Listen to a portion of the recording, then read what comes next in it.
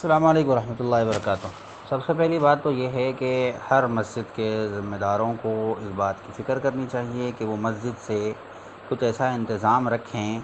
کہ جہاں سے غریبوں کی خدمت ہوتی رہے، ٹھیک ہے۔ اب یہ ہے دوسرا مسئلہ، آج کل دور دور سے لوگ آتے ہیں اور اپنے مسافرانہ کچھ لوگ ایکٹنگ کرتے ہیں، کچھ لوگ حقیقت بھی ہوتے ہیں، واللہ عالم۔ تو بہرحال مسجد میں سوال کرنے سے منع کیا گیا ہے، لہذا مسجد میں کوئی اپنی ذات کے لیے سوال کر رہا ہے اور اپنی محتاجگی وغیرہ بیان کر رہا ہے تو اس کو جو ہے ایک تو اجازت نہیں دینی چاہیے بیان کرنے کی، اور یہ ہے کہ اس کو خود سے اجازت نہ دی جائے، بلکہ مسجد میں یوں کہہ دیا جائے، مسجد کے ذمہ دار کو کہہ دیا جائے کہ بھئی ان کے لیے کوئی احباب اگر ان کی خدمت کرنا چاہ رہے ہیں تو آپ حضرات ان کی خدمت کر دیں، تو اس طریقے سے ان کی ترغیب ہو جائے گی۔ مگر اہل مسجد کو پہلے تحقیق کرنی چاہیے۔ کوئی بھی آ گیا بندہ اٹھا کے چند کاغذات لے کے آ جاتے ہیں اور آ کے جو ہے یوں کہتے ہیں کہ بھئی ہم نے یہ کیا، ہم نے وہ کیا، تو ہمارے ساتھ یہ ہوا، تو وہ جو بھی کاغذ لے ان کاغذات کی تحقیق ہو، اس پہ دیے گئے نمبرات کی تحقیق ہو، اور پھر مکمل اطمینان کر کے پھر اعلان کر سکتے ہو تو اعلان کرے، ورنہ پھر اعلان نہ کریں، خاموش رہیں۔ اس کو خود اعلان کرنے بھی نہ دیا جائے، ایسے شخص کو دینا بھی نہیں چاہیے جو خود سے آ کے اعلان کر رہا ہے، اپنی محتاجگی بیان کر رہا ہے، اس کو دینا بھی نہیں چاہیے، ورنہ جو ہے ایک معمول بن جائے گا لوگوں کا اور مسجد کی بے احترامی۔ البتہ اگر کوئی اپنی ذات کے لیے نہیں مانگ رہا ہے بلکہ کسی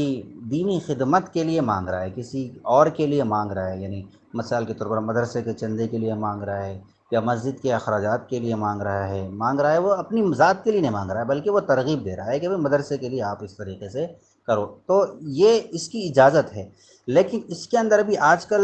کچھ ایسے سفیر ہوتے ہیں جن کو باضابطہ کوئی ٹریننگ نہیں ہوتی، بس ان کو تنخواہ پر رکھ لیا جاتا ہے، نہیں ان کو استغنا معلوم ہوتا ہے نہ تو کچھ معلوم ہوتا ہے، بس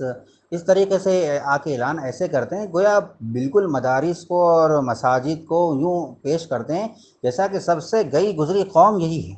سب سے زیادہ محتاج اور سب سے زیادہ فقیر یہی ہے، جس کی وجہ سے لوگوں کا ایک مائنڈ یہ بن رہا ہے کہ مدرسے میں پڑھنے والا بھی بیچارہ غریب ہوتا ہے اور مدرسہ بھی غریب ہوتا ہے، مسجد بھی غریب ہوتی ہے، مسجد میں پڑھانے والا بھی غریب ہوتا ہے، سب فقیر محتاج ہوتے ہیں، لہذا ایسی تعلیم دلا کے کیا فائدہ جس میں آدمی لوگوں سے مانگتا پھرے۔